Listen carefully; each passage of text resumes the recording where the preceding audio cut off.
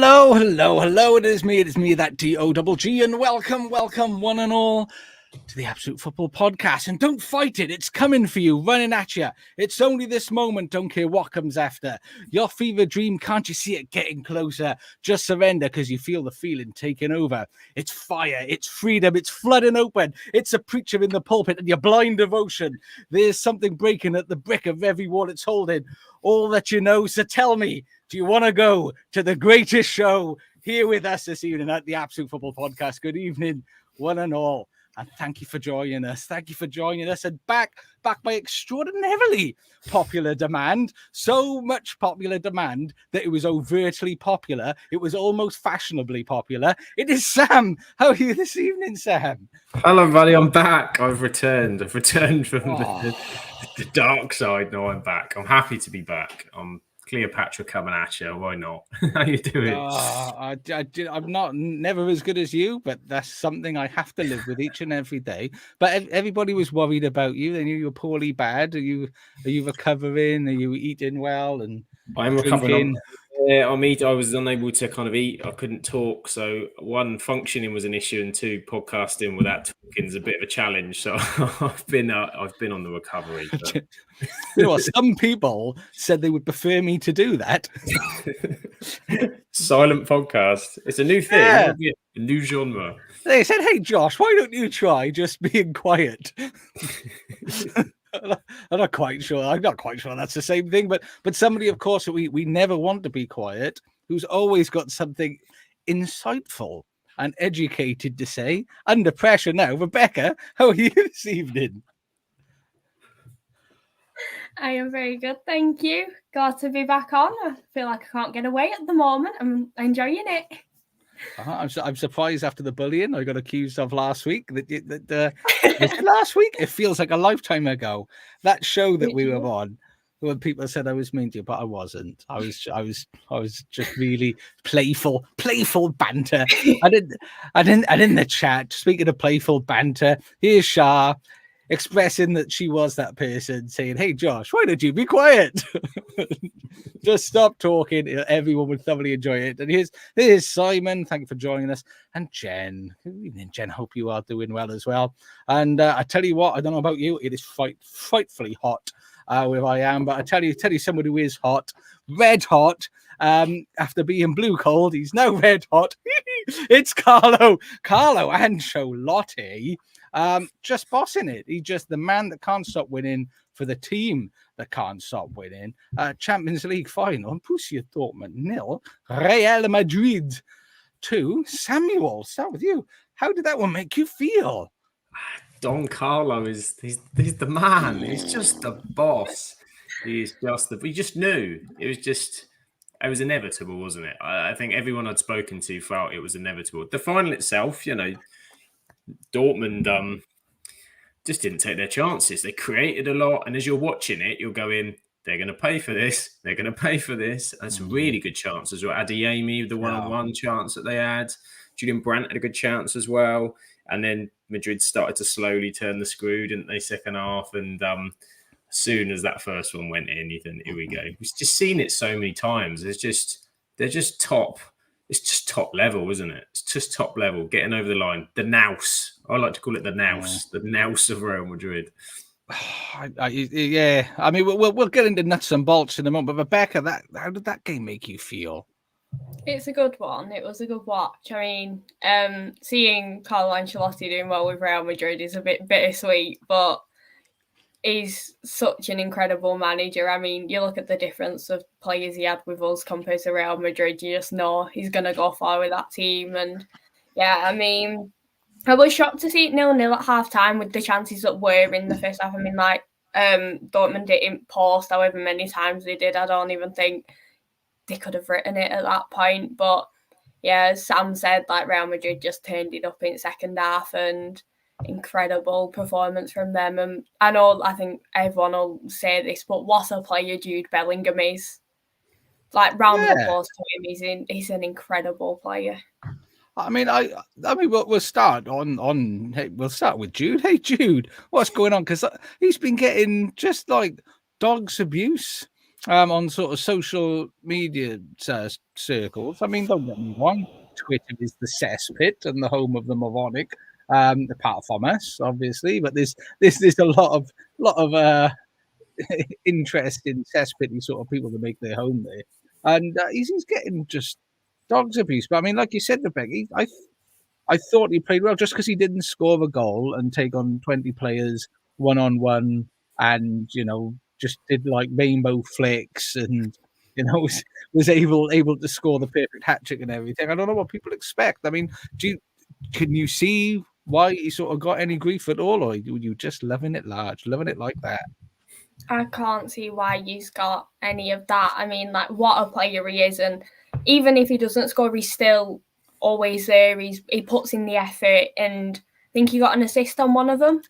I think the second goal, wasn't it? Yeah, the second one. So it's like he's making chances, he's creating as much as he can, and he's done his job. At the end of the day, they've won. No. So he's making and creating. Into. It's good, that. Did you like that? I've been working on that with all these northerners on the show. I want to blend in when we meet up. Making and creating, into bar gum. Does your belly touch your bum? Yeah, I mean, Sam, for you, Jude, he had a good game, didn't he? Yeah, the haters are just it's that someone's successful. He's a young man, successful. He's done it all in that first season. I don't know what you're expecting from a young player that couldn't be any more of a role model and be electric, have all the talent in the world, can speak unbelievably in front of camera. He performed well, as you said. Okay, he didn't. Nobody rarely in a final actually does that. Turns up, and unless you're kind of Messi or Mbappe, it's his first ever final as well, like Champions League final. And yeah, all credit to him. I mean, he's deserved. He's been phenomenal for Real Madrid all season. And yeah, he got the assist. Vinicius Junior was clinch again as well. Second goal in the Champions League final too. So they've just got so much incredible talent and quality. And they don't panic. When Dortmund were clearly on bossing it and on top. Yeah. They just trust themselves. They back themselves. And I think that's Don Carlo. Don Carlo instills that, in that don't panic. We're going to come in this game. We're going to be ready. We're going to pick our moments, and we back ourselves to take them. Even if they'd have gone behind, you'd have still gone, I still fancy them. It's just that inevitability. But I mean, for Ancelotti, that's 5 Champions Leagues as a manager, 2 as a player. I forgot he won 2 as a player with AC Milan as well. Ironically, the one he lost was the one he should have won at 3-0 up against Liverpool. Of all these ones that he's won where he's kind of snuck wins from the other way around, that was the one he was bossing. So you take that as well. That's just an unbelievable manager. Just absolute top level. It was good. I mean, Simon's saying on the Jude thing, hate is going to hate. Yeah. But you just got to shake it off. But I mean, just on Jude before we move on, I think Champions League, 4 goals, 5 assists in 11 games in the Champions League. I've got 19 goals and 6 assists in 28 matches in La Liga. So what's that? There's 25 goal contributions in 28 matches, and then 2 games and assist in the Supercopa de España. So, like you said, what a season! 20 years of age. I mean, I know England are playing this evening. I don't know if he's playing. I'd be amazed. I think everyone would be like, exactly what that. We've all got questions about Southgate, but that would have been a "What are you doing?" Let Jude have a night off. Come on. He's probably chilling it. But I mean, does he, as just very quickly on an England front, does he make you excited? I mean, Rebecca, does Jude make you excited as an England fan? He does make me excited. I mean, like, we see the England team, and it is very, how do you, it's very, like, you know what's going to happen. I mean, some of the decisions he makes, you're just like, really? But having Jude Bellingham in and having that youngster in the midfield, and with the season he has had, it just shows that the form he's on, hopefully, can take it into the England matches. But yeah, it's a really exciting one, and hopefully we can see more of the youngsters starting alongside him, just to try and put someone else in the mix with Southgate. And he's 20. I mean, don't forget, 20 years of age. I mean, we will talk about Dortmund in a moment, but I mean, you mentioned, Sam, the inevitability of Real Madrid. I mean, what's that? It's like the Descenta Quentamar or whatever the hell it's called now. How many is that? Like six? Is it 15 or 16 now for them? It's 15, isn't it? Yeah, I lost count after the decima, wasn't it? It's just kind of accelerated from there. That doesn't seem that long ago.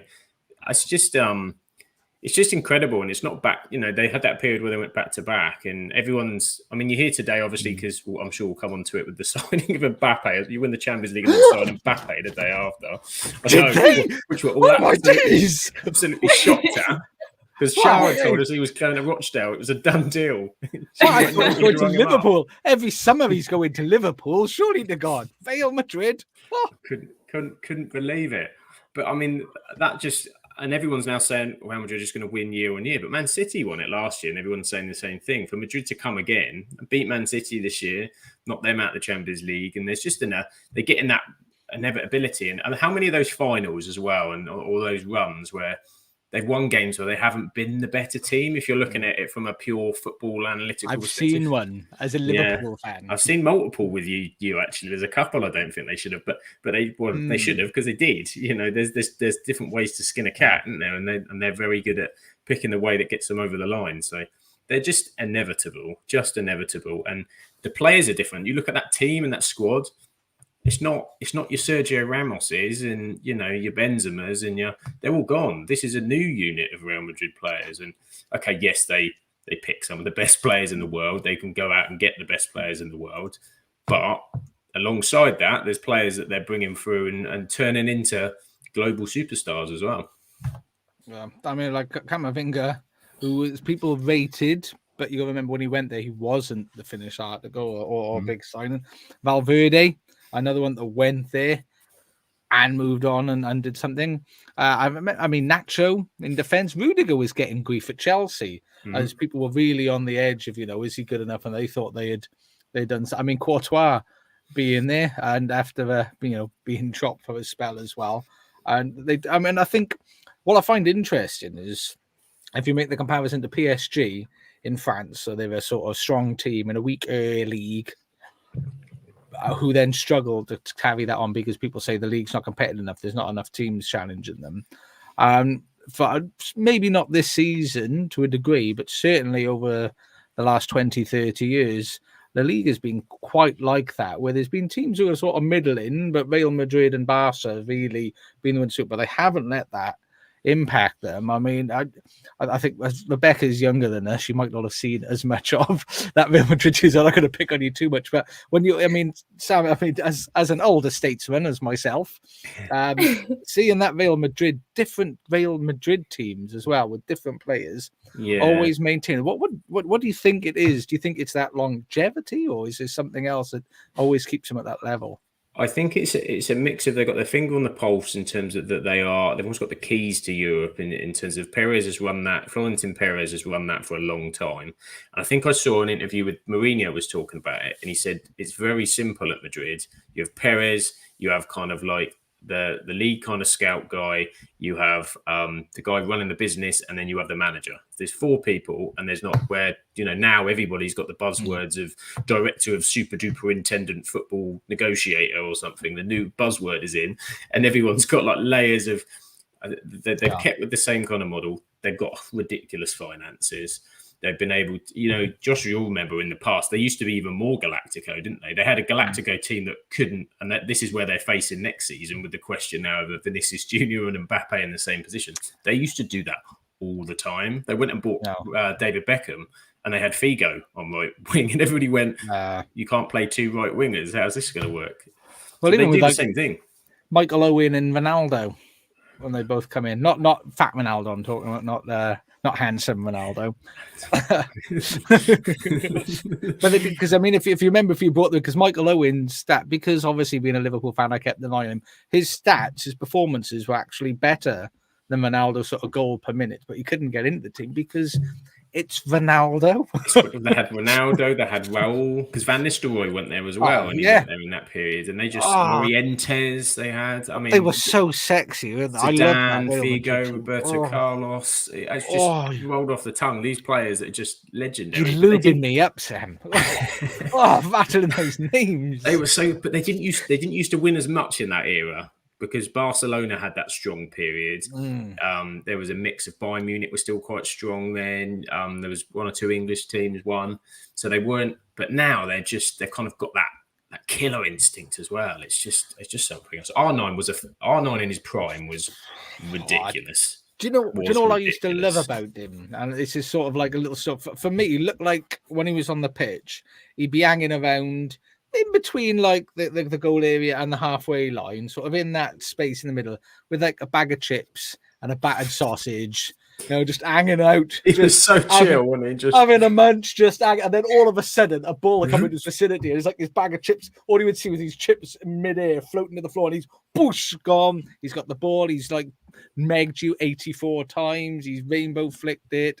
He's had a sit down, read a story, got back on the pitch, picked the ball back up, and scored the best goal that you've ever seen in your life. He was just different gravy. He was different gravy. And I mean, without sounding too old, I've not seen a player like that really since with that. I know Messi was what he was, but he's a different player. Ronaldo was just he was just the electricity, the pace, the quickness of the feet. We hadn't seen that kind of quickness of the feet, I think, in a striker. Everything was still kind of traditional. Your centre forward, kind of tall, lump it up there. There was a few that were technical, but oh my god, his feet, Rebecca. If you watch it, so quick. He was the first one I remember doing the step over. And I remember defenders used to be like, "What the hell do I do here?" It was the first time they'd seen it, and then he'd move it one way, go the other, and he could finish. My God, he could finish as well. He's a unit. I mean, so that was like the Real Madrid team that we saw. And so the opinion we've always had is a bit like Galactical, but they've always had that massive star power. I mean, the difference sort of Rebecca in being younger than Sam and I. I mean, do Real Madrid have that same sort of aura for you in your generation of viewing football? I mean, like Real Madrid are always one that you see. I mean, like no matter where you are, you always see someone in like a Real Madrid kit. And my uncle is actually a huge Real Madrid fan. So it's always one of them where it's like whenever you're around there's little like footballs here, there and everywhere with the badge on them and it's always on. And so it's like they have always, like for me, they have always been there and they have always been one that you do see quite often in the news of how well they're doing. And then it's like always seeing them in the Champions League. And then it's just one of them. It's like they have been ones to watch. And even like for me, with Everton not really being in the Champions League when I've been around, I don't see much of them because it's not like what I watch all the time in terms of Champions League. But you always know whenever Real Madrid are on, you're in for a good match. Yeah, they are good. I mean, the Sean showing here, Real Madrid, 36 La Ligas, 20 Copa del Rey, 13 Supercopa España, and 15 Champions Leagues. It's mad. We're fortunate positions. So being a Liverpool, Manchester United fan, that you're in that creme de la creme, and there's not many teams that make you go because you back it. When Liverpool have been hot, when United have been hot, and you go, we feel we can take. But Real Madrid always had that. You had that kind of moment going, ooh. And then you got excited because you knew how box office it would be and stuff. And I remember we had 2 legs against them with the Ronaldo era, and it was just we got beat. But they were both fantastic games. But they're the ones that put in your stomach and go, this is big time Charlie. You are facing the Don here. And you sort of used to think they used to make you feel like there's a chance. Because, like you said in the game, the night that passed, the night what we've just been through, and the one before that, 2 nights ago, in that it's a long way to say Saturday night. I couldn't remember what day it was. But you used to think that there's a chance. You think, oh, we can do something there. But that mentality and that just. I mean, like Claire said, they were absolute mustard. And they were like, it was like they're just not bothered. They're like, we can be crap for a period of time because it's all right. Because in a bit, we're going to bend you over and spank you silly, and you're just not going to know what's going on, and you'll be red raw. And as my nan used to say, spank you till you bleed buttermilk. And they were just... they're good. And incidentally, speaking of spanking, hello Claire. Claire's giving us hello there. Hope you're doing well.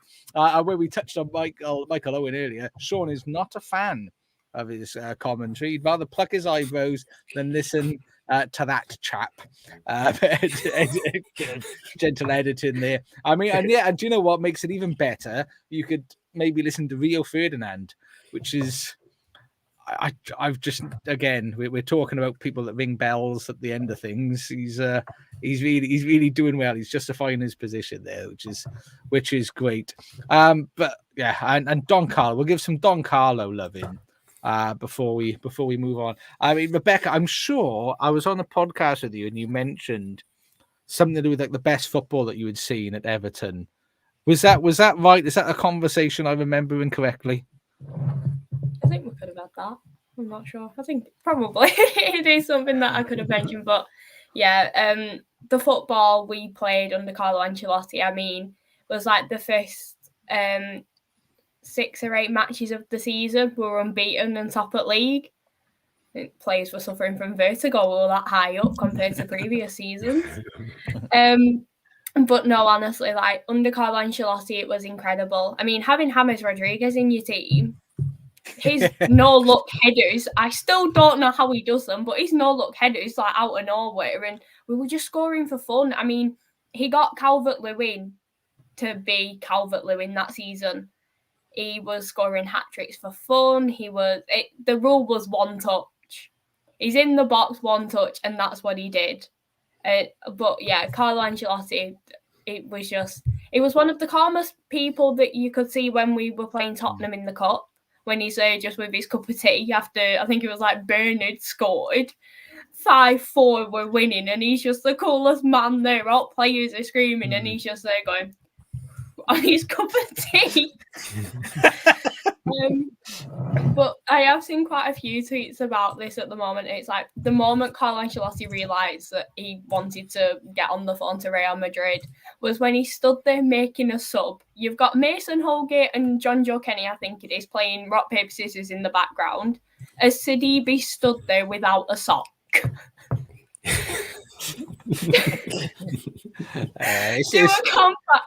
a comparison. You've got that. Or Real Madrid with Jude Bellingham now. It's a slight different. I mean, and you mentioned sort of his cool and his calm. I mean, he's managed. I'm looking through. I mean, he's Parma, Juventus, Milan, Chelsea, obviously Paris Saint-Germain, Real Madrid, Bayern Munich. Then he went then at Napoli. Before he joined you at Everton, he did his bit for charity managing it. I'm so sorry. Do you know what? I feel so mean sometimes, but it's not my fault. Blame Jesus. He made me. This is Scarface. Thank you for joining us. Hope you're doing well as well. It's not my fault. But I mean, Carlo and his honours as manager. I've had to have a look through this. So he's been the world's best club coach twice at Real Madrid and AC Milan. And what I like the fact is one is in 2006 and one's in 2014. So it shows that he's got that sort of level of consistency. 5 Champions League winners, as you said. 3 FIFA Club World Cup winner. Won the Premier League, obviously, at Chelsea. Won the German champion at Bayern Munich. He's won the Spanish Cup twice. He won the French League with Paris Saint-Germain, which, you know, we'd say everybody can do it apart from Pochettino. He's won the FA Cup, 4 UEFA Super Cups, Italian Cup, 2 German Super Cups, 2 Spanish Super Cups, the Italian Super Cup, and the English Super Cup winner. What the hell is the English Super Cup? I think that's English Super Cup. Oh, English Super Cup winner. Name for he's been in Spain too long. Yeah, it's exactly that. But yeah, he's just, and like you said, Rebecca, he's so cool and just can't get. And I think, can you remember, Sam? One Klopp left. What did I say? I thought should have happened then. You wanted a season of Ancelotti, but I think everybody would want a season of Ancelotti. I don't think you were the only one. Everyone would love a bit of Don Carlo. I'm sure the stat I saw was that there is, outside of Real Madrid, he has won more Champions Leagues as a player and a manager than any other club. So I think you're next. Liverpool won 6, I think, and he's won 7. That's just crazy. And he's got the best eyebrows in world football as well. So just another accolade for the man, you know. It's just the one. It's just the one that's it's the raised one that he gives, you know. So he's got like the people's eyebrow, isn't he? That the Rock used to have. It's the classic Don Carlo.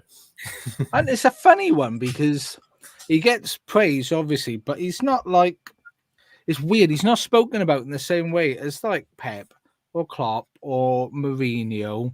I mean, even to an extent, you can say it's like sort of Ferguson, because Ferguson doesn't get talked about as much these days. But you've got those high-profile managers, and it's weird. I'm probably quite sure he's won more than all of those, and certainly more the big competitions than all of them. But he still doesn't get the sort of love and respect. I mean, Sam, what do you think that's about? It's Premier League bias, isn't it? It's Premier League bias. That's just what it is, because a lot of what he's done has not been here, has not been in the Premier League, because he's, you know, he did win things at Chelsea, but he's not been managed in the Premier League that long. So everyone just sees nowadays, it seems to be the Premier League and then else. But as you said, that roll call of who he's managed that's literally every, if you go to the top table of what you would think every country, you know, Real Madrid, top of Spain, you can't then manage Barcelona. So that rules you out there. Italy's a bit different, but he's done AC Milan, Juventus, Napoli there, Bayern Munich in Germany, Paris Saint-Germain in France. Obviously, it was Chelsea sort of over here for a bit, which, okay, Chelsea's European pedigree probably slightly higher than their league at times in recent years. But so he's kind of done it all. I mean, you wonder, I think everybody thinks he's kind of then coming to an end, and then he carries on. I think his contract ends next summer, isn't it, at Real Madrid? 2026, I think. I thought it was 2026, to be honest with you. Let me just have a see.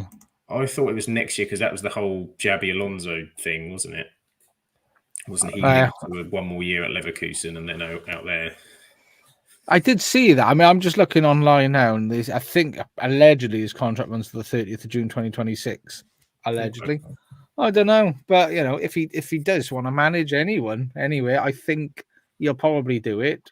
I mean, if you want to come to my gaff and sort of manage me and the lad playing in the back garden, he's more than welcome to come. I could do with that cool and calculated chap. Before we move on, I mean, Rebecca, again, going back to his time at Everton, I'm really interested, because I've never been able to ask anybody who's like a sane Everton fan about this. What were your thoughts when he actually was appointed Everton manager? Was it just like, oh, you know, sorry, children, like, what the fuck is going on here? I did have to double say it quite a few times. Got it, or have we got like his doppelganger or something, like just some random that has the same name?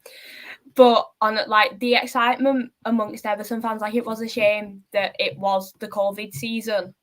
So it's like for me, I never got to see like James play live. Like, never got to see him manage live because of COVID. That's so mental, isn't it? James Rodriguez and Carlo Ancelotti just managing at Everton casually. Yeah, just turning up at Everton. I think like one of the weirdest ones was James Rodriguez was driving away from Goodison, and someone just handed him a bottle of wine like through his car window as he's just leaving Goodison Park after a match. And it's like, you just can't imagine James Rodriguez just driving around the streets of Goodison with the bottle of wine. But no, honestly, when we got Carlo, it was really exciting. And then when you saw what he could do with Calvert-Lewin, I mean, I don't think we've not seen that Calvert-Lewin since. And I think that there are certain managers after Carlo Ancelotti to blame for it. But I mean, like, in terms of that, we went from Carlo Ancelotti to then Rafa Benitez. So there was like a big dip in what we went for. And it was like, I don't know how they went. Like, the board went from deciding on Carlo Ancelotti to Benitez, but yeah, we were gutted to see him go, but like the excitement we did get when he came in, it made up for it a bit. I was going to ask, I mean, because obviously you can't begrudge him wanting to go to Real Madrid. in fitness. But I mean, again, as a sane Everton fan, and I'm assuming you circulate yourself with other sane Everton fans and not the Twitter crazies. What was the general sort of feeling when then he did leave?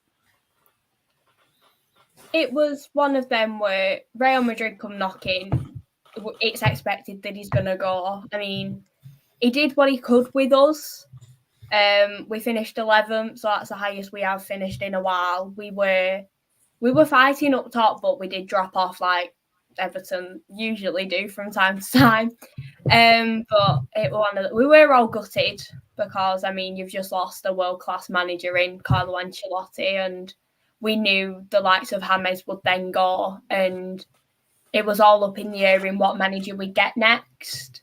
So it was a hard hit, especially when like you saw the breaking news of he's gone. But I mean, round of applause for him for taking the job and doing what he's doing at Real Madrid. It is bittersweet to see, but I think it was the right decision at the end of the day for him, because especially with what we've been through over the last few seasons, I don't know how well we would have coped under Ancelotti as well as we have done with like Sean Dyche and other managers. I mean, that's someone in the chat, Rafa, reminds me of the Go Compare bloke. I tell you what I will say about Rafa Benitez, because I think tactically, I think he's an awful manager. Tactically, he's a very astute manager. But what I have to give him sort of plaudits for, the ballsiest manager I've ever seen to go and beat Liverpool, slag off all the Chelsea fans, slag off the Everton fans, and then go and manage those clubs and just do it so blasé. I think, wow, wowzers. I was expecting him to end up at Sunderland after managing Newcastle. He's just, oh man, fair play to him, oh man. But I mean, there were two teams in that game. And I mean, Shaw mentioned Dortmund couldn't finish their dinner. And I mean, Sam, poor Dortmund. Yeah, it's a hard one for them, isn't it? And I think off the back, as well as what happened to them the previous Bundesliga season as well. You know, they had the Bundesliga in their hands on the final day, didn't they? And they drew to, was it Mainz or somebody who was kind of mid-table, but someone they should have been beating. It's fine margins, isn't it? It's fine margins. And so on another day, Fulkrug would have put that one in that came off the post. They might have been in a different position. And they played they've done to get there, to get to that final with the teams that have been around that Champions League this year. Okay, they got the better side of the draw, let's be honest. It was heavily weighted in the Real Madrid, City, Arsenal, Bayern section, but they still had to get past, Inter Milan, who made it last time around, didn't they? Barcelona in that section are never straightforward. So they've had a really good run. And they just sort of put a good sort of team together, didn't they? Because I forget the manager's name, but he's always been sacked about 3 times. He's the great survivor of Dortmund. Toto or something, isn't he? Yeah. He seems to be a hanger-on. He doesn't go. But yeah, you do feel, because I mean, if you're a player in that final, those missed chances are gonna live with you for a long, long time, because it was a long time since Dortmund were in the final last. I mean, they had the final against, it was at Wembley, wasn't it? Because it was Arjen Robben with a late goal. Munich they were against? It was Munich, and it was over 10 years ago, I think. And then Dortmund were a really good team, and they got picked apart. People nicked a load. They had Lewandowski up front then. They had Gundogan. They had a load of players that just disappeared after that. Klopp's final, that was, yeah. That was Jurgen Klopp's final. This is it. And then they were close in that one. So yeah, it's going to be a massive disappointment for them. The only thing they can maybe look at is say where the Bundesliga's at. With Leverkusen knocking Bayern off the perch, they've got to hope that they can get stuck in the mix again next season and try and fight up there. Because taking on company as well. Bayern just taking on company. We're not exactly sure what they're doing. This isn't the Bayern of old at the moment. So there's an opportunity. Of course, Leverkusen look fantastic. Can they maintain it? But if I'm Dortmund, that's kind of what you've got to be aiming for, I think, off the back of this disappointment. But yeah, harsh for them. Harsh. I mean, Rebecca, were you feeling sorry for Dortmund, the little engine that couldn't huffed and puffed but couldn't blow that door down? Yeah, I mean, the effort they put in, and then when you look back on the stats, they are like quite even, but it was just, they just couldn't, nothing will go in their way. Like, you're at impulse and you can't hit it home, and you're just like, it wasn't their day, but they did turn up and they did put on a good match. But I mean, there's not much stop. That's how bad Rebecca feels. It's breaking her internet. It This nearly is it. broke your internet then, Rebecca, because of your emotion. I think that's so sweet. I mean, and I saw this comment earlier, and I've saved it special for you, Sam, because there were some good performances at Dortmund. They did have fun. I mean, so saying you thought Sancho played well, maybe he's not a problem at United. I mean, I did see some comments after the game by the managers. Well, I'm not sure if you read them. They're on about the future of Jadon Sancho. They say things like, "Took us a long time to get him into shape." Yeah, but once we got him there, he went near a training pitch for a while. I think was a problem. I think Mourinho was talking about him, and I think he got it spot on, because I think he said it was a case of the player not wanting to be there, the manager not able to be able to rectify that situation with him. They're probably both at fault, kind of, in some way. And sometimes it happens, and even, Mr. Mourinho doesn't always hold his hands up. In this case, he went, "I've had it happen." He said, there's just sometimes it doesn't. And it was, I think it was right for both. So I think Sancho was a problem at United, because they had to do something about it. You can't have a player who doesn't want to play that's inflecting it. And we're also on the reverse, is obviously whatever was going on wasn't helping Sancho. And this has made him, he's been able to find his feet again at Dortmund. And I was saying to other United fans, because they were sort of, you get people wanting to hate on the player that's left, and he's on loan. And the reality is, for him to go and play well, that's better for us. There might be an opportunity of a fee. If whatever happens with Ten Hag and there was a possibility he comes back, you get a better player. So that's kind of what you want. You don't want, look at the flip reverse. You've got Donny van der Beek, who's gone out on loan again to Frankfurt, who's back. We can't sell because he's not been playing very well.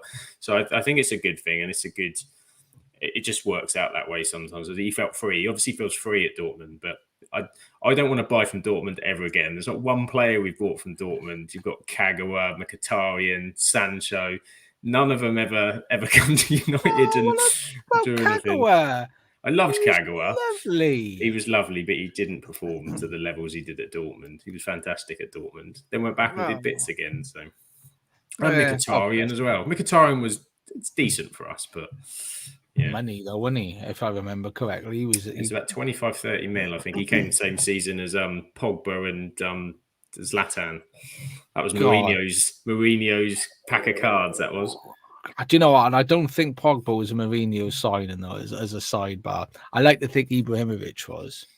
Zlatan 100% was a Jose man, yeah. Oh, do you know what? You're just saying these names, going through that Real Madrid team of the back in the day, and then Ibrahimovic. God, it's getting me all pointy nipply. It's it's just stupendous stuff. Well, I mean, so well done, Real Madrid. Solid effort, and the inevitability of Real Madrid falls on. And I think at some point over the summer, we'll have a chat about the Champions League formatting. The new let's get all of the teams into the Champions League, all the teams, and we'll have like 8,000 games in there, and we'll have rules that nobody understands. You've got to watch some dude in a video to get. So we will go over that at some point. But I mean, you mentioned Jose Mourinho though, new job at Fenerbahce. Did you see the stadium? Oh, it was something else, wasn't it? He's just box office wherever he goes. And did you see his speech? And he said, "I'm no longer Jose Mourinho. I'm now one of you. I shed my skin for this." He's just Hollywood, isn't he? He just knows exactly what to say. He said, "You are now, your dreams are now my dreams." Imagine being a fan of like Fenerbahce and suddenly, and he's telling you all of this. They're just laughing it out, absolutely laughing it out.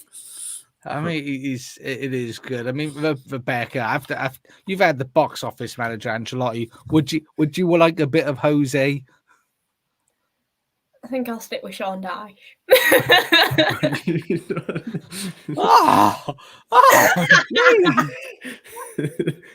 A point and a chippy. I tell you what, he's obviously endeared himself up there. Could you imagine Dyche at the Fenerbahce? That would be something else. That would be exciting. They love a tracksuit over there. He'd be fighting the ultras, though, wouldn't he? I don't think Dyche would stick up with none of that shit. They had wanted to come onto the bus, so you'd accost him, he'd be battering the shit out of him. He's all man. I mean, did you see it? I mean, again, being slightly younger than Sam and I, because I remember I was about. I've got a story which I won't go into detail now, but I once played football at Stamford Bridge while Jose was there doing his thing, and I urinated in the dugout all over where he was going to sit, and I was like, obviously you would have been, I don't know, were you born just perhaps at that stage? I mean, did you see much Mourinho in his pomp, and do you understand where the sort of box office and the love comes from? I think so. It's one of them where for me, Mourinho's always been like a name mentioned. I mean, the amount of memes that have been made out of that man, there's a lot. He is a quite talented manager. He can get on your nerves at times. But I think any manager can in terms of like complaints and just things like that. But he is one that I've grown up knowing the name of. Really, I've not seen much of him in like the earlier days, but I feel old. Sorry.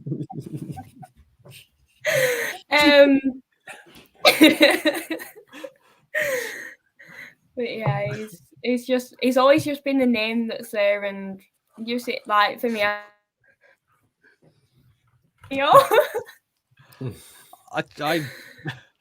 Yeah, you missed out. Well, you didn't miss out. Do you know what? He was a bastard because he was so good at Chelsea. You understand that Chelsea team? It wasn't. Yeah, it was. He brought different force in, didn't he? Because at that, yeah, I remember we first encountered him at Porto, and he knocked us out the Champions League and went dancing down our touchline. And was like, who the hell is this guy?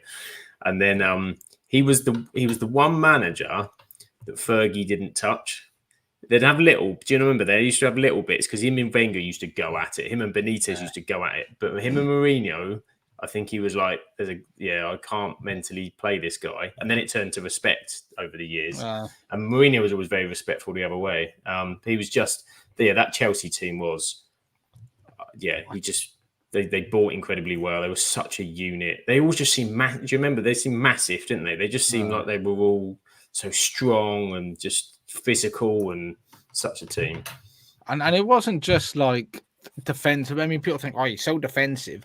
But it wasn't really defensive. What it was tight and solid. But the attacking fluidity was just beautiful. I mean, Arjen Robben, oh my days. I used to genuinely have PTSD watching Arjen Robben play. It was and Drogba, who joined, was crap. And then just turned into like one of the most complete strikers you've ever seen in your life. He was just such a handful. He was a mix, Rebecca, of like Lukaku with like Kane's finishing and probably a little bit of probably like Haaland's strength. You couldn't touch him, but when he came, he was like Darwin Núñez finishing, and everyone went, "Who's this guy?" And then he just suddenly flipped, and he started scoring 30 goals a season, and was just such a handful. And then you had Lampard in behind him. Width, they were good with their fullbacks as well. They had Terry and Carvalho was a nasty little bugger as well. Wasn't he? Like Petr Cech. I tell you what, you missed out, Rebecca. You being young. God. Classic teams of the old. dash your youth. And I think, what did I see? Is that one for you here, Sam? Sean's asked, what's the latest with Man United in the Europa League? That means nothing to me. I think he's referring to the fact because Nice are in it as well, the parent club situation. I think they've waived it. I don't know why they've waived it. But I'm sure I saw something because Man City and Girona have got a similar thing. They just made it go away, I think. The sounds of it is they're both going to be okay. I've not heard anything else. So. Basically, they just can't be asked. They're like, we've got a new format. We're working it out. We don't know. Just come along. Because you got all the Red Bull teams they'd have to worry about then. And... this is it. Yeah, we've got 17 Red Bull teams in every nation qualifying. It's just I think City, you're going to have a team in every league, and exactly. Unbelievable. But I mean, what we're talking about moves. You mentioned it already. Mbappe, Real Madrid. Just that shocked everybody. Nobody saw it coming at all. I mean, Rebecca, Mbappe, he's more of a player of your sort of era.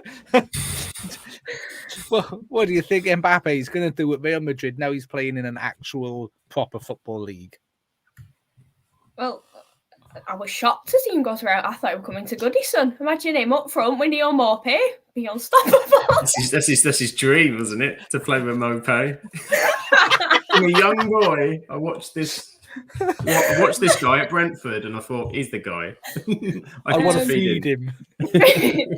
Yeah, I think it'll be a good one for Real Madrid. I don't know how well him and Vinicius Jr. I don't know whether they're going to clash or anything because they are both really talented players at the end of the day. But yeah, I think it's an exciting one for Mbappe, and it'll be interesting to see how he does fit into the Real Madrid side because it is different, as you said, like PSG to Real Madrid. But this one's been on the cards for years, so I think he'll know the team inside out by now. It's like, I bet he's been on the Christmas list for like decades. He's getting the card every year from Real Madrid. We'll see you soon, lad. Yeah. We don't want to pay you that silly money for you after they give you. Can you remember?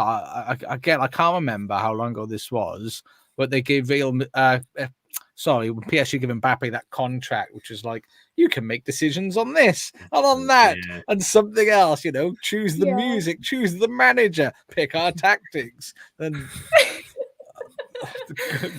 made it impossible for him to come out. Oh, incidentally, here's one for you. England 1-0 up.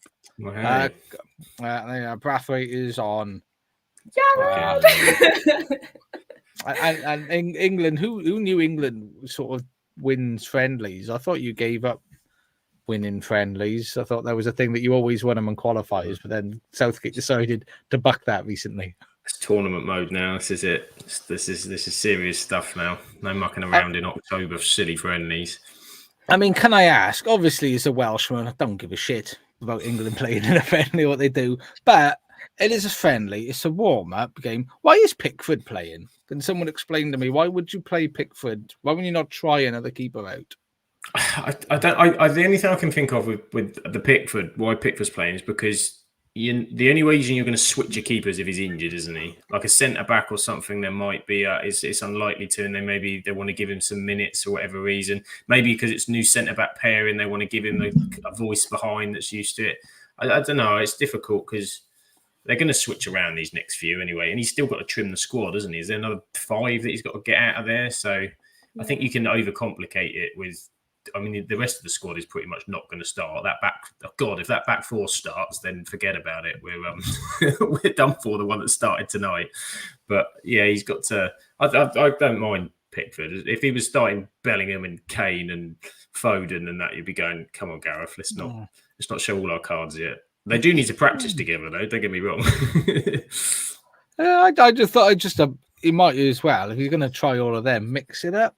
Get Ramsdale in, see if he still knows how to play football, because it's been a while, isn't it? It's been a while for that man, yeah.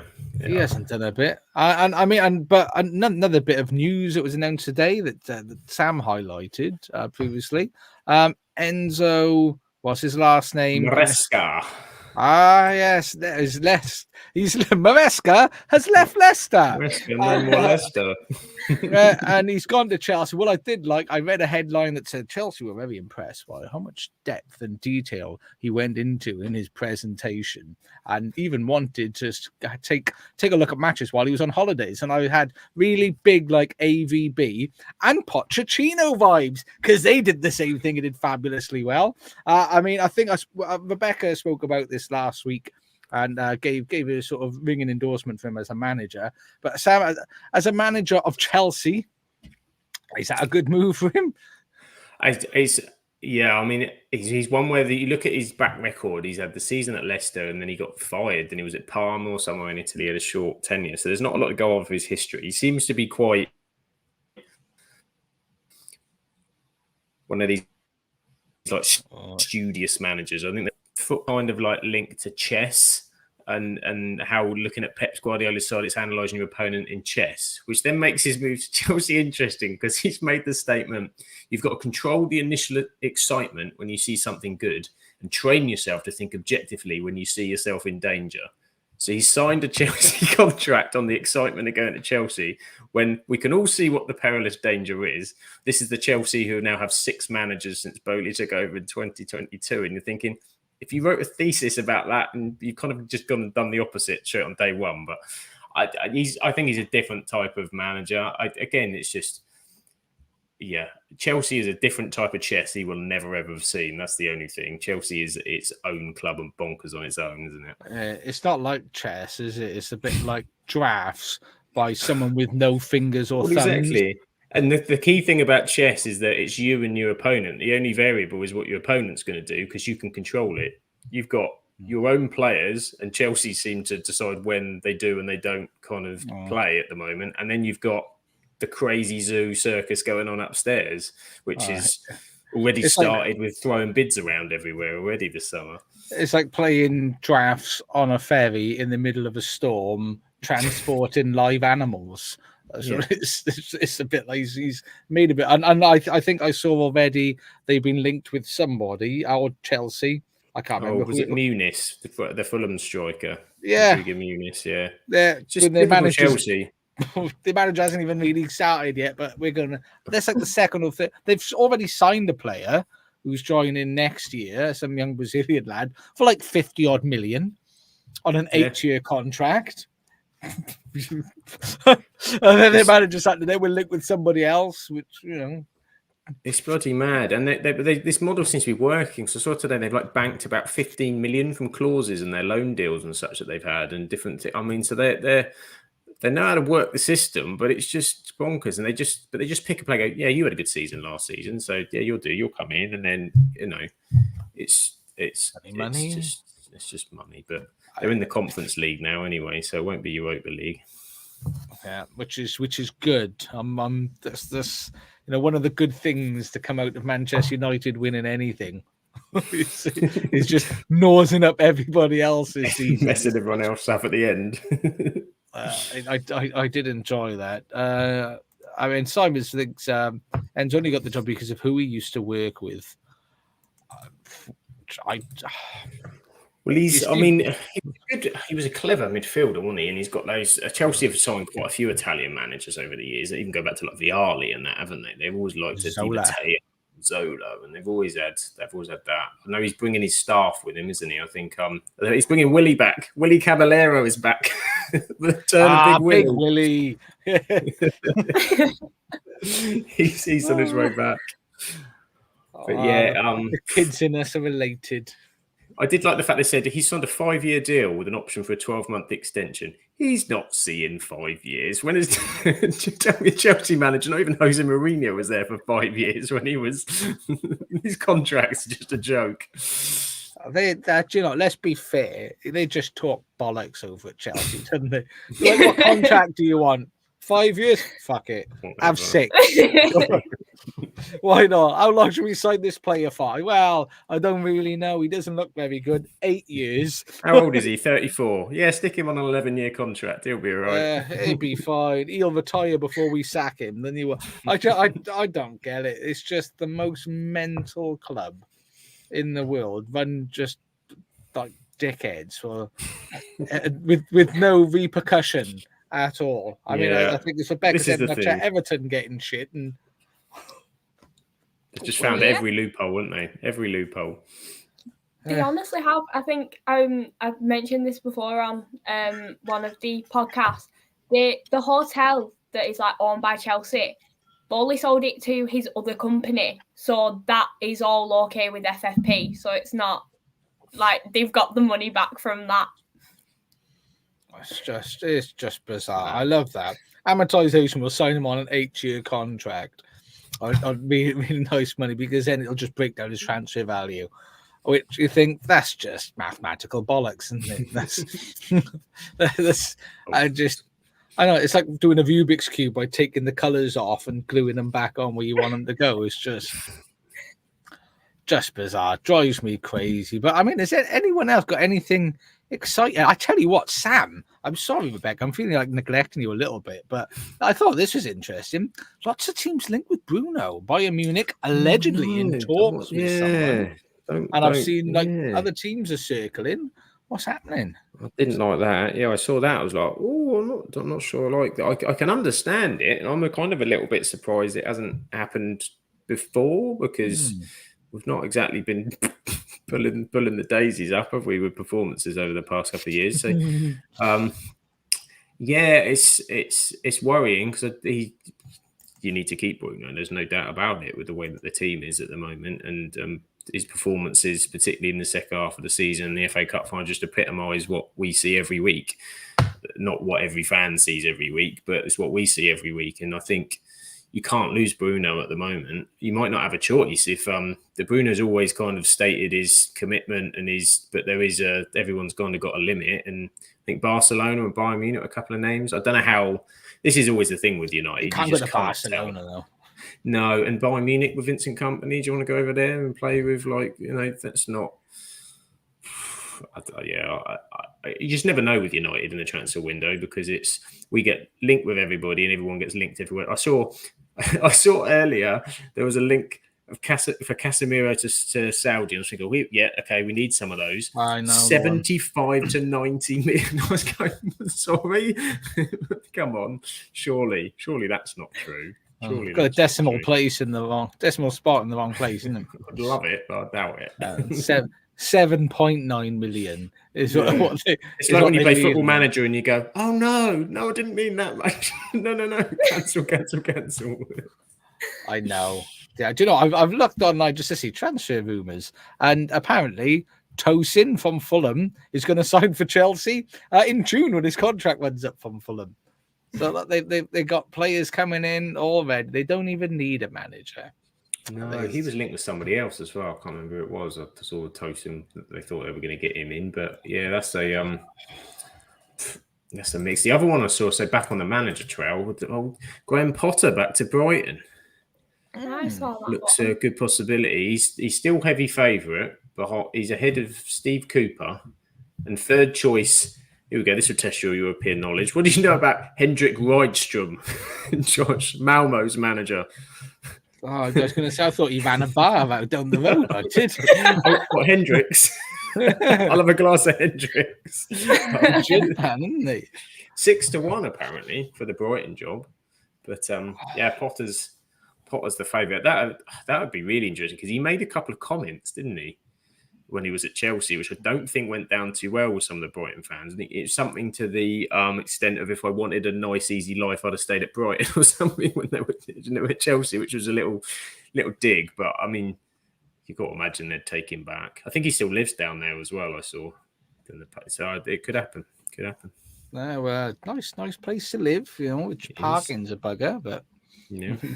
You gotta think of these things, you know. That's something you've got to take into consideration.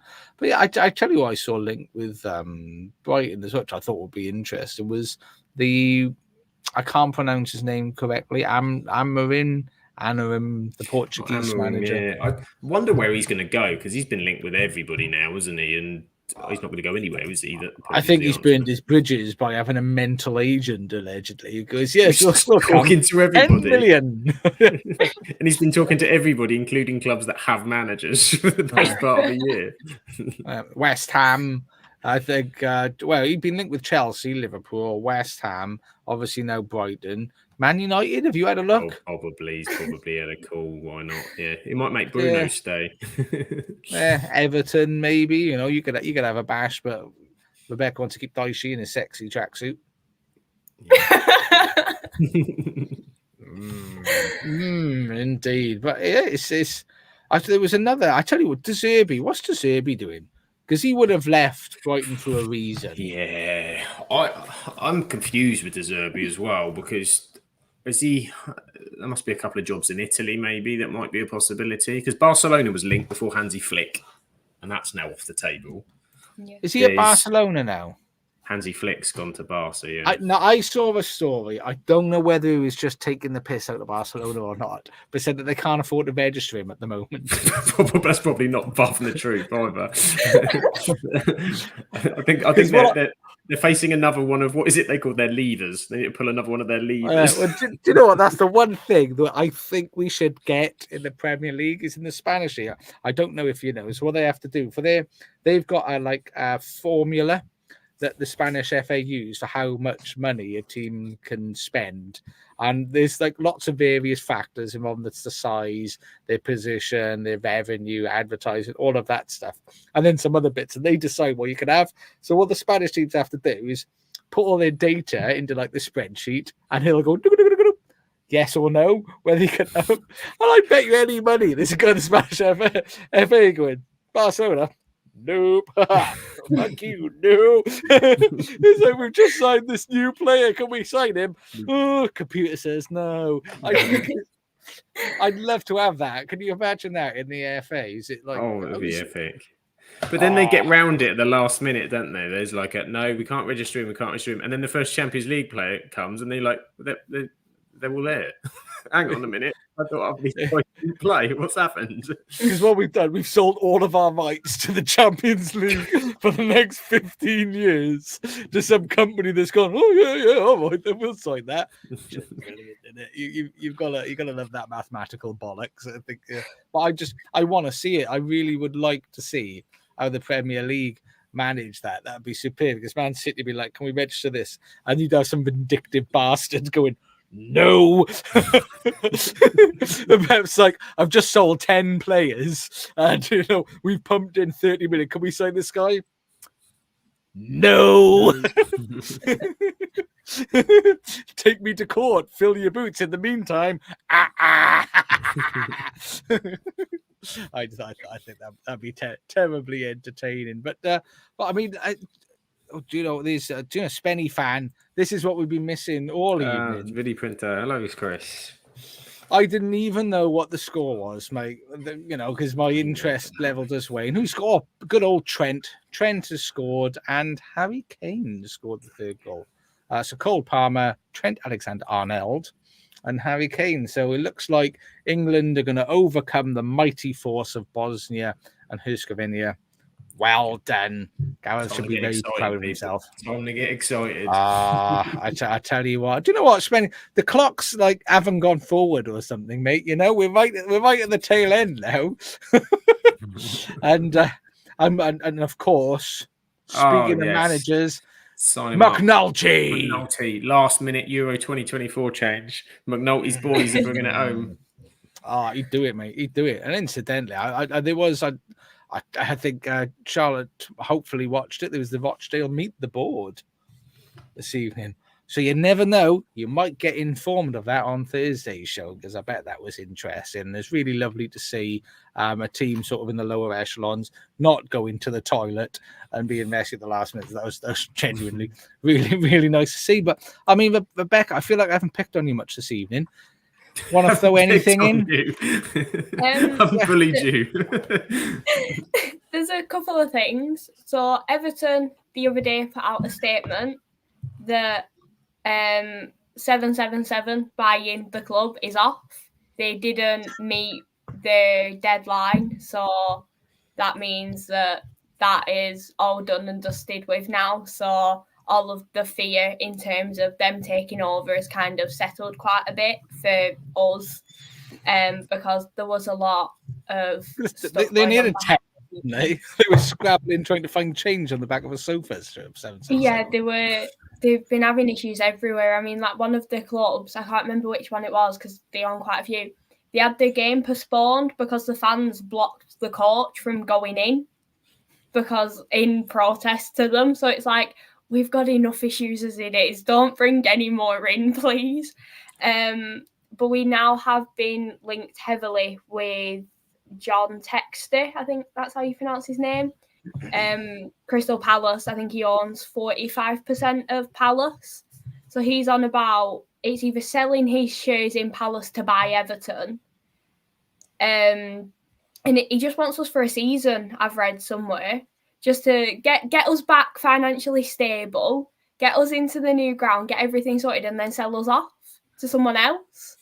He's either like an entrepreneur or a football philanthropist, one or the other. But yeah, we're still all up in the air with who's buying us. There's more things of we've got to sell certain players before like a certain date to avoid more points being deducted next season, but it's just all up in the air. It's annoying when you see there was a big rumour with Calvert-Lewin going to Newcastle. So they've put, I think it's like 200 mil on Isaac they valued him at, and they were going to pay us 26 mil for Calvert-Lewin. So bit of an insult there. And then we've had Jared Branthwaite being heavily linked with Man United. So Sam, if you were Man United would like to go away, I would appreciate that one. You did. The only thing you can hope is Man United traditionally pay like triple he's worth. Yeah, exactly. Yeah, sort the next 5 years of financial woes out. I think we valued him. I think it's like 60 to 80 mil, and United aren't refusing to pay that. But they're saying like we will not be held to ransom over Jared Branthwaite, and we're just like, do you know what I don't understand? This we won't be held to. He's not your player. he's their player. You can value him whatever you want. The fact of the matter is, we've given you some lovely players over the years. You know, Morgan Schneiderlin. We gave you Phil Neville. Darren Gibson. They did give you Fellaini. Exactly. We gave you Rooney back eventually. I was mascot with Everton once and walked out with Fellaini. Just a fun fact. I was like 6, so I was like tiny, and he's giant, so I only got trampled, but it was fine. He could have carried you on in his hair, couldn't he? Yeah. Could have just in like a little bird nest still in there. And Simon's asked, Calvert-Lewin leaves, does he take his tight shorts with him? I don't think they'd let him. That's what was restricting his performance, if you remember. That was the issue. The funny one with that I saw with Newcastle was that if they were seriously looking at Dominic Calvert-Lewin, because they reckon Callum Wilson's going because they're worried about his injury concerns. And I thought, well, no disrespect to Dominic Calvert-Lewin, that's kind of like going from a rock to a hard place a little bit. Squad planning, that's what that is. Yeah. How many injuries has Dom had? I mean, like, under Carlo, we were fine. I don't think we saw many. And then Rafa Benitez came in. He was playing with a full 90. Calvert-Lewin were playing with a broken toe and a damaged quadricep. So that was his season done. And he's not been right since. But we have seen a change with Sean Dyche, where he lets him have the time he needs, where he's not being rushed back. We're taking all the precautions. And that does seem to have worked, because we do seem to have had him for longer. In like, it's over different spells. I was enjoying that. Come back. I enjoy what you were saying then. It just kicked you out the bloody internet. Well, I get what you could be a bit. No, I think you're saying about like getting him in a bit more longevity because he's being managed better. And it reminds me a bit like Ledley King, who just didn't do training, did he? Yeah, they just gave him a break, didn't they? And that's kind of what they've had to do, because it was becoming a bit of the fact his nickname was DC. It was done his DCL was the thing, wasn't it, with Calvert-Lewin? But when he was going on those hot streaks, he's another one that, had he stayed fit, he was knocking on the England's door, wasn't it? I think he's got a couple of caps, but he wasn't. Every time he kind of got into a bit of form, it'd go down again. So those players need managing a little bit that way, don't they? Some people's bodies are different, so he can still do a job. We've all got different bodies. I'm not going in anymore. Fact of the day, if you take anything from this podcast, everybody has different bodies. Everyone's got different bodies. Yeah, I've got skinny chicken legs. Sam's got big, manly, beefy thighs. They cause me trouble, I tell you. Hamstring issues for me. Yeah, whereas I don't move much, so my hamstrings are fine. But my knees are shagged because I did road running. So We're all different. Spenny fan Chris in the chat, though, Eredivisie playoff, Excelsior relegated from Eredivisie. Oh, no. And Breeder's come up. Now, Breeder, I'm sure she used to cut my hair when I was a child. That's not how it's pronounced. I know. But look at that. Both the lower league teams won the relegation promotion playoffs, which will be I love a relegation promotion playoff. I think that is the future. I'm hoping they bring it into the women's the WSL and the Championship. That'd be cool beans. But I would have loved to have seen that. Luton Town playing in a playoff against like Southampton or somebody. That'd be just stupendous. That's what we need. That's what I think would make football better. Never mind offside rules. I want a championship relegation promotion playoff. Have More you playoffs. seen that with FIFA on about, I don't know how true it is, it was just something that came up on Sky Sports, you may have already discussed it, about the Premier League going down to 18 teams. So one season you could see 4 teams be relegated and only 2 come up to get it down to the 18. I can't.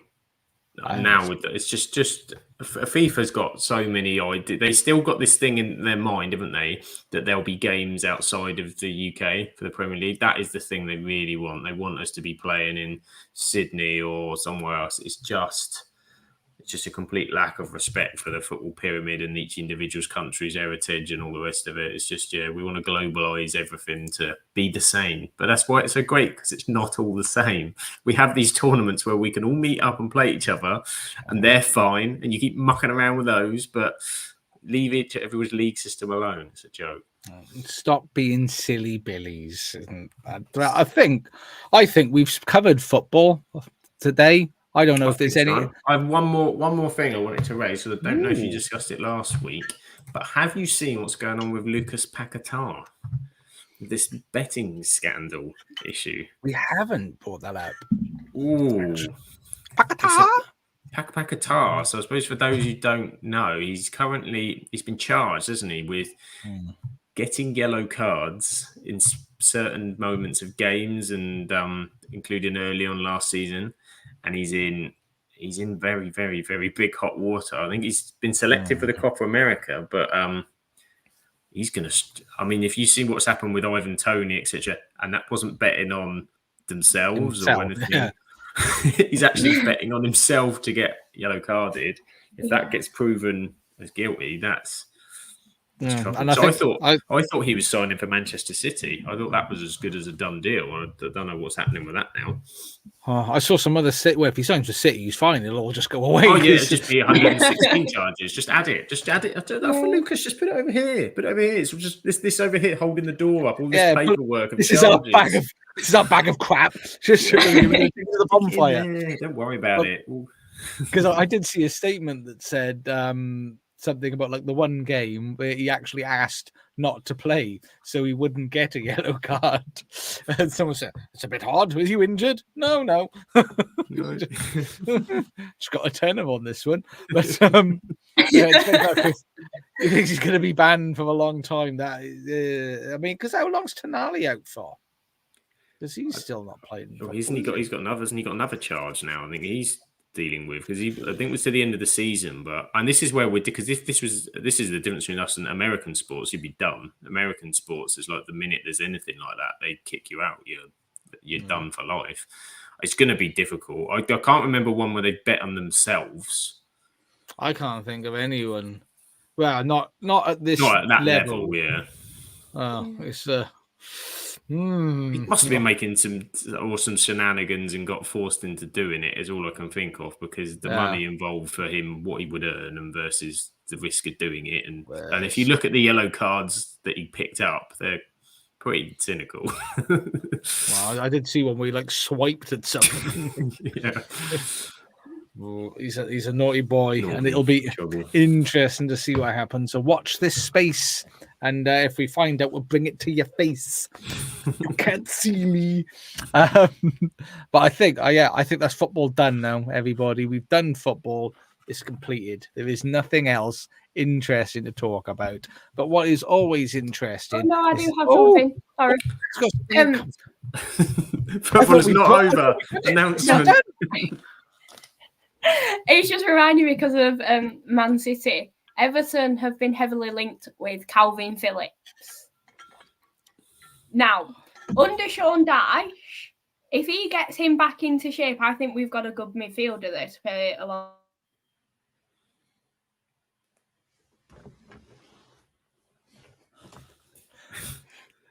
Is the excitement, Scully?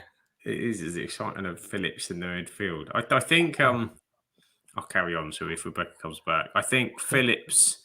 Yeah, I want to see Phillips get a chance somewhere to try and rebuild himself, to rebuild his career, and because it's been a horrible period for him at City. The West Ham move did not work out for him at all. No. But he's still. I don't know how old Phillips is now. What, 23, maybe 24? Do you know what? I think he might be older. I got a feeling like 26. I'm thinking in my head. 28. 20, gee whiz, okay. So he does need to make this one stick then.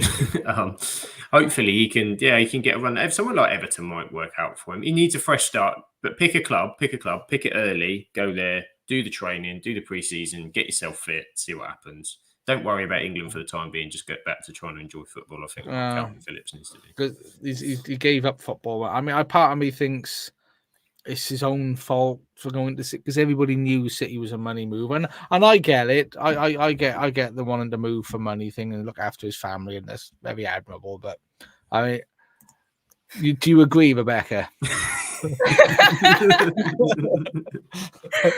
don't like my Wi-Fi.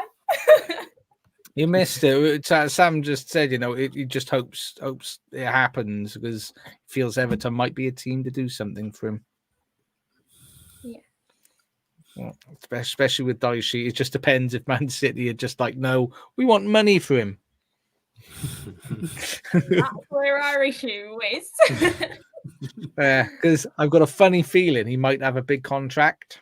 But you might get him on a loan deal. You might get him on a loan deal again. I think they'll loan him out to you. I think that's what we're looking into, whether they agree to it, and that will be something. But again, we're very limited in terms of paying for players, because I cannot do another season like this.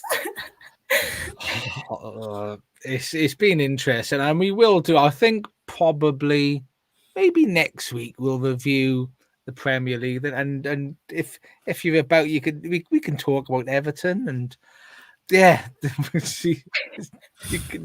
I don't hate you anymore. It's just sad.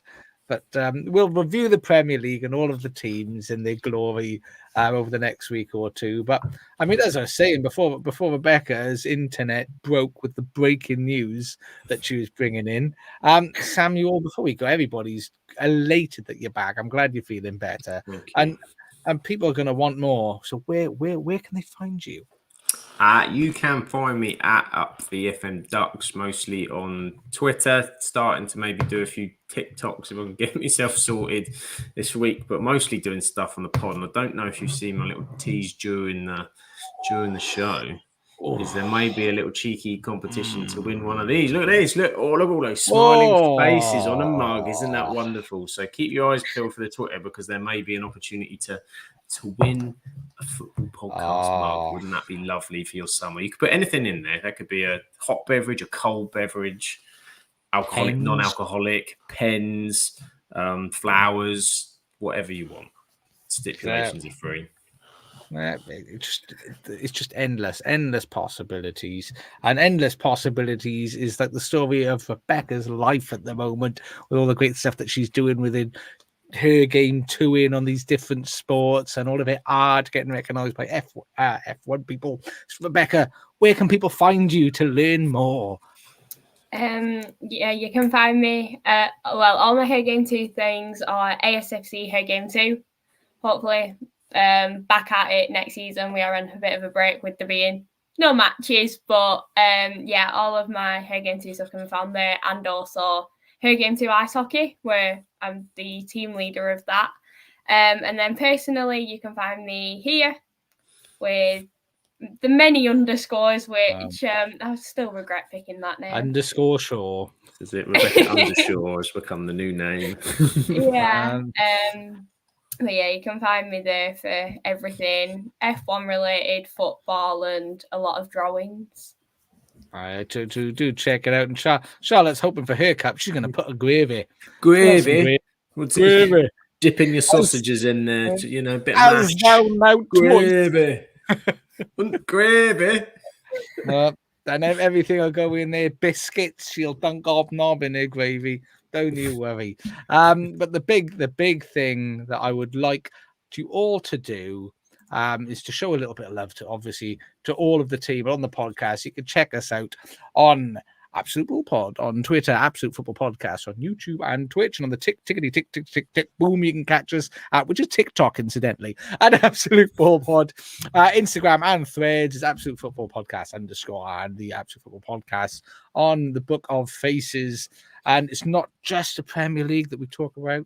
Yeah, oh no, dear sir. On a Wednesday at 8:30, we do WSL, absolutely WSL, and the Championship.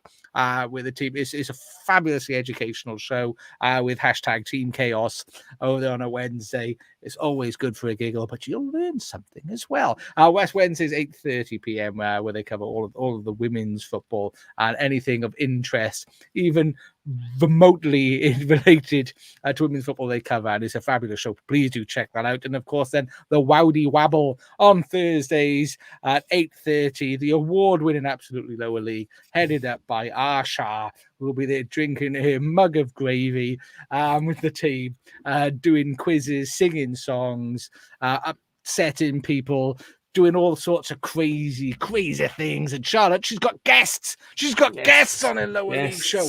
Oh my days! It's not enough that you got Charlotte hosting the Queen of Football podcasts and all of her Wowdy Wabble. She's got guests on as well, so please do check that out on Thursday, 8:30 p.m.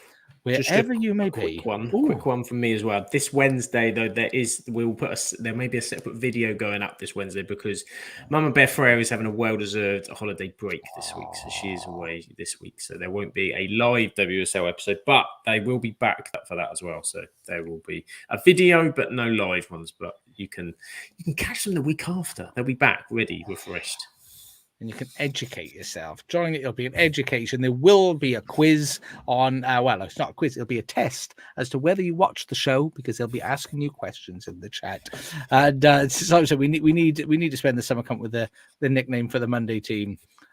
We do, because you don't want to know what we get called behind the scenes by the others. Manic Mondays, maybe. Manic Mondays. But thank you all, everybody, for joining us. Hope you have a lovely evening. Enjoy the rest of the week. Make sure you do catch everybody on all of their bits and bobs throughout the week, Wednesday and Thursday. Have a very pleasant evening. TTFN and tatty bye for now.